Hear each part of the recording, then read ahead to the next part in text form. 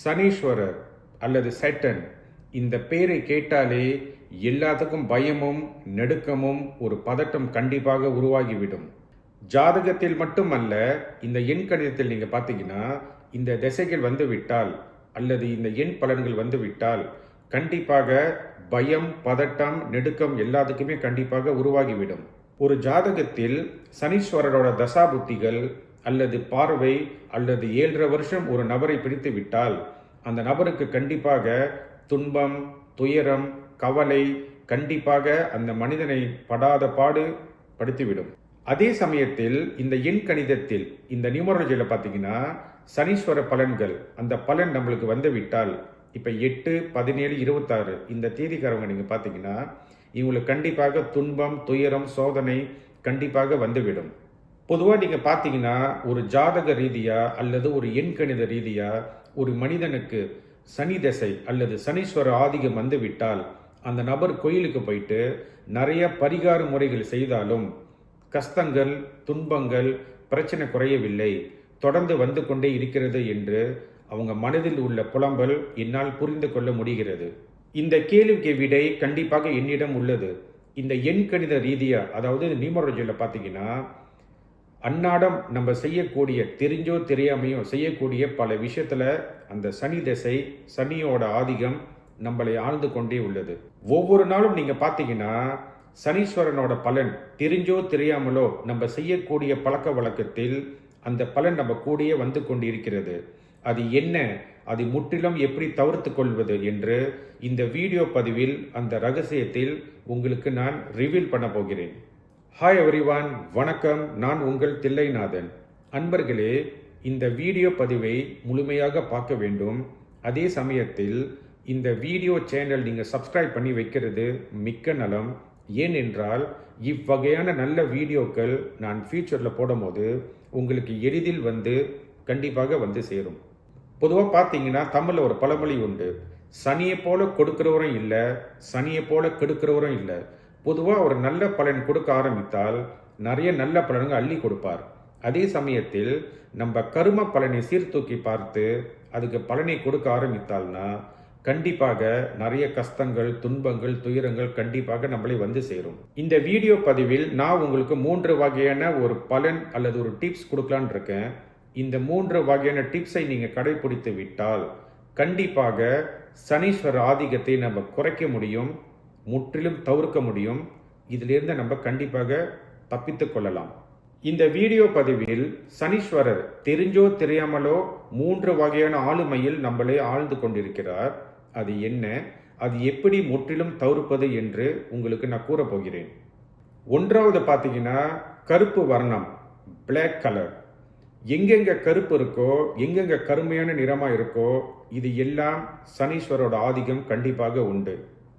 சனி கிரகம் பார்த்தீங்கன்னா அது கருமையான நிறம், அதாவது கருப்பு கலர், பிளாக் கலர். எந்தெந்த பொருளில் கருப்பு கலர் இருக்கோ, கருப்பு பயன்படுத்தினீங்கன்னா கண்டிப்பாக அவரோட ஆதிக்கம், ஆளுமை அந்த கலர் மூலியமா உங்களுக்கு நடந்துவிடும். கருப்பு கலர் வாகனமாக இருக்கலாம், கருப்பு கலர் உடையாக இருக்கலாம். இதெல்லாம் நீங்கள் தவிர்த்து கொள்வது மிக்க நலம். சனியோட அந்த ஆதிக்கம் அந்த கருப்பு மூலியமா நம்மளுக்கு நடக்கும் போது நம்மளுக்கு கண்டிப்பாக ஒரு நெகட்டிவ் எனர்ஜி கண்டிப்பாக உருவாக்கிவிடும். அதனால் நிறைய துன்பம், துயரம், நம்மளுக்கு அந்த அதிர்ஷ்டம் கண்டிப்பாக வந்து சேராது. பொதுவாக நீங்கள் பார்த்தீங்கன்னா சைனீஸ் எடுத்துக்கிட்டிங்கன்னா அவங்களோட இறப்பில், அதாவது ஃபெனரலில் பார்த்தீங்கன்னா கருப்பு உடை உடுத்தக்கூடிய ஒரு பழக்கம் கண்டிப்பாக அவங்களுக்கு உண்டு. இந்த கருப்பு நிறம் பார்த்தீங்கன்னா இது கவலையும், துக்கமும், சோகத்தை குறிக்கக்கூடிய ஒரு கலர். அதனால் இந்த கருப்பை தவிர்க்கிறது மிக்க நலம். முந்தியெல்லாம் பார்த்தீங்கன்னா நிறைய இந்த கருப்பு கொடை பாய்ப்பதுண்டு. ஏனென்றால் இந்த கருப்பு பார்த்தீங்கன்னா ஒரு வெயிலில் நம்ம பயன்படுத்தும் போது அந்த வெயிலோட கதிரலை இழுத்து வாங்கி வைத்து கொள்ளக்கூடிய தன்மை இந்த கருப்புக்கு கண்டிப்பாக உண்டு. அதே போல் நீங்கள் சட்டையில் அந்த வர்ணம் பயன்படுத்தி விட்டால் நம்ம உடம்புல பார்த்தீங்கன்னா 7 விதமான சக்கரங்கள் உண்டு. அந்த ஒரு சக்கரம் ஒரு வர்ணத்தை குறிக்குது. நீங்கள் கருப்பு உடை அணிந்து விட்டால் இந்த கருப்பு என்ன பண்ணிவிடும், அந்த ஒரு சக்கரத்தோட கலரை அப்சர்வ் பண்ணி இழுத்து விடும். இதனால் உங்களுக்கு பார்த்தீங்கன்னா உடல் வீக்காகி உங்களுக்கு விபத்தோ அல்லது நோய்கள் வரக்கூடிய வாய்ப்புகள் இந்த கருப்புனால வரக்கூடியது கண்டிப்பாக உண்டு. அதனால தான் நீங்கள் பார்த்தீங்கன்னா நம்ம கர்ம பலனை குறைக்கிறதுக்கு கருப்பு காக்கைக்கு நம்ம சாதம் வைக்கிறோம். இது நீங்கள் என்ன ஒரு நோட் பண்ணணும் அப்படின்னாக்கா, அந்த காக்கை கருமை நிறம், கருப்பில் தான் சனீஸ்வரர் ஆதிக்கம் உள்ளது. பொதுவாக பார்த்தீங்கன்னா இந்த கருப்பு நிறத்தோட பலனை முற்றிலும் மாற்றக்கூடிய ஒரு வர்ணங்கள் என்னன்னு பார்த்தீங்கன்னா, அதுதான் மஞ்சள் நிறமும் வெளிர் நீலமும். இந்த 2 வர்ணம் மூலியமாக கருப்போட தன்மையும் சனீஸ்வரோட பலனையும் கண்டிப்பாக குறைக்க முடியும், தவிர்க்க முடியும், அல்லது முற்றிலும் மாற்ற முடியும். நம்பர் 2, அதாவது இரண்டாவது பார்த்தீங்கன்னா வீட்டு எண் அல்லது அலுவலகத்தோட எண். பொதுவாக வீடுன்னு பார்த்தீங்கன்னா நல்லா மகிழ்ச்சியாக இருக்கணும், சந்தோஷமாக இருக்கணும், வீட்டில் எல்லாமே ஒற்றுமையாக இருக்கணும், வீட்டில் பண வரவு வரணும், செல்வ செழிப்பாக இருக்கணும். இந்த மாதிரி இருந்தால் தான் இந்த வீட்டில் நல்ல ஒரு சுபிட்சமும் மேலும் மேலும் நம்ம வாழ்க்கையில் வளரக்கூடிய விஷயங்கள் இந்த வீடே நம்மளுக்கு ஒரு சப்போர்ட்டிவாக கண்டிப்பாக இருக்கும். ஆனால் சில பேர் பார்த்தீங்கன்னா இந்த ஒரு குறிப்பிட்ட வீட்டில் நான் குடி போகும்போது எனக்கு கஷ்டங்கள் வந்து சேர்ந்துருச்சு, பணம் பிரச்சனை வந்துருச்சு, நோய்கள் வந்துருச்சு, நல்லா தான் இருந்தேன், ஆனால் அந்த வீட்டுக்கு போன பிறகு தான் எனக்கு எல்லாமே ஸ்டார்ட் ஆகிவிட்டது, எனக்கு சனி தசை நடக்குதா, இல்லை எனக்கு சனியோட ஆதிக்கம் இருக்கா அப்படின்னு நம்ம போய் ஜாதக ரீதியாகவும் போய் பார்க்குறோம், எண் ரீதியாகவும் கண்டிப்பாக நம்ம பார்க்குறோம். இருந்தாலும் நம்மளுக்கு முக்கியமான ஒரு பலன் எங்கேருந்து வருது நீங்கள் பார்த்தீங்கன்னா அந்த வீட்டு எண் அல்லது அலுவலக எண். பொதுவாக பார்த்தீங்கன்னா ஒரு வீடாக இருக்கட்டும், ஒரு அலுவலகம், ஒரு ஆஃபீஸ், இல்லை நம்ம தொழில் பண்ணுற ஒரு இடமா இருக்கட்டும், அந்த வீட்டு எண் அலுவலக எண் கண்டிப்பாக 8, 17, 26, 35, 44 இந்த மாதிரி 8 வரக்கூடிய எண் ஆதிக்கத்தில் கண்டிப்பாக இருக்கக்கூடாது, தவிர்க்க வேண்டும். அப்படி இருந்தால் அந்த பலன்கள் கண்டிப்பாக உங்களுக்கு வந்து சேர்ந்து நிறைய துன்பங்களும் துயரங்கள் கண்டிப்பாக அந்த வீட்டிலோ இல்லை அந்த பிஸ்னஸ்லையோ கண்டிப்பாக வந்து சேர்ந்துவிடும். பொதுவாக நீங்கள் பார்த்தீங்கன்னா நான் சொல்லக்கூடிய இந்த எண்கள் உங்கள் வீட்டு நம்பராக இருக்கலாம்.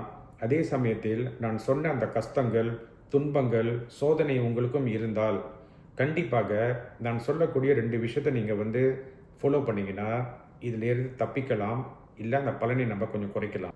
ஒன்றாவது பார்த்தீங்கன்னா உங்கள் வீட்டு எண் அல்லது அலுவலகம் எண் 8, 17, 26, 35, 44 இந்தமாரி 8ஓட ஆதிக்கத்தில் இருந்தால் இந்த எண்ணுக்கு பின்னால் ஏதாச்சும் சில ஆல்ஃபபெட் நீங்கள் ஆட் பண்ணி 5க்கு வர மாதிரி இந்த எண்ணை நீங்கள் மாற்றம் பண்ணி செய்து கொள்ள வேண்டும். பொதுவாக பார்த்தீங்கன்னா ஒரு வீட்டு எண்ணுக்கு பின்னால் ஒரு ஆல்ஃபபெட் சேர்க்கறது வந்து ஒரு புண்ணுக்கு மருந்து கட்டுற மாதிரி. அதாவது ஃபார் த டெம்பரவரி இது கொஞ்சம் ஒர்க் அவுட் பண்ணோம், பலனை கண்டிப்பாக குறைக்கும். ஆனால் அந்த எண் பலன் முற்றிலும் நம்ம மாற்ற முடியாது. இருந்தாலும் இவ்வகையான பலன்கள் நீங்கள் செய்யும் போது கண்டிப்பாக அதில் உங்களுக்கு ஒரு ரிலீஃப் உண்டு. இரண்டாவது வழி பார்த்தீங்கன்னா கொஞ்சம் வசதி உள்ளவர்கள் புதிய வீடோ அல்ல புதிய பிஸ்னஸ் அலுவலகம் நீங்கள் புதுசாக ஒரு நல்ல எண்ணுக்கு வாங்கி அந்த எண் உங்களுக்கு ஒத்து வர எண்ணாக இருக்கணும். அந்த எண்ணுக்கு நீங்கள் ஷிஃப்ட் பண்ணி போனீங்கன்னா கண்டிப்பாக நல்ல பலன் உங்களுக்கு வந்து சேரும்.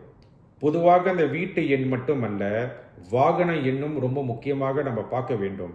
ஏன்னா ஒரு வாகனம் வாங்கும் போது அந்த வாகனத்தோட எண் கண்டிப்பாக கூட்டு எண் நல்ல எண்ணிக்கையாக இருந்தால் அது நல்ல பலன் கண்டிப்பாக கொடுக்கும். அதே சமயத்தில் கண்டிப்பாக அந்த வாகனம் எண் 8இல் வரவே கூடாது. ஒரு உதாரணத்துக்கு வந்து பார்த்தீங்கன்னா வாகனம் எண் 17, 35, 44 இந்தமாரி வந்தால் கண்டிப்பாக பேராபத்து, விபத்துகள், நல்ல பலன்கள் கொடுக்கவே கொடுக்காது. அதனால் இந்த எண் அந்த வாகன எண்ணாக இருந்தால் தவிர்க்கிறது கண்டிப்பாக நலம். மூன்றாவது நம்பர் 3 பார்த்தீங்கன்னா நம்ம பெயரோட கூட்டு எண். பொதுவாக பார்த்தீங்கன்னா நம்ம பிறந்த தேதிக்கும் கூட்டு எண்ணுக்கும் நம்ம பெயர் எண் சரியாக அமையாத பட்சத்தில் நம்மளுக்கு கண்டிப்பாக நிறைய கஷ்டங்களும் துயரங்களும் வந்து சேரும்.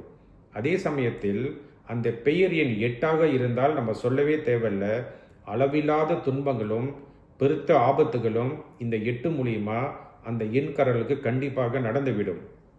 உங்கள் பெயர் எண் 8, 17, 26, 35, 44 இருந்தால் கண்டிப்பாக என்னை நேராக சந்தித்து ஆலோசனை பெற்ற பிறகு இந்த பெயர் மாற்றம் கண்டிப்பாக செய்வது மிக்க நலம்.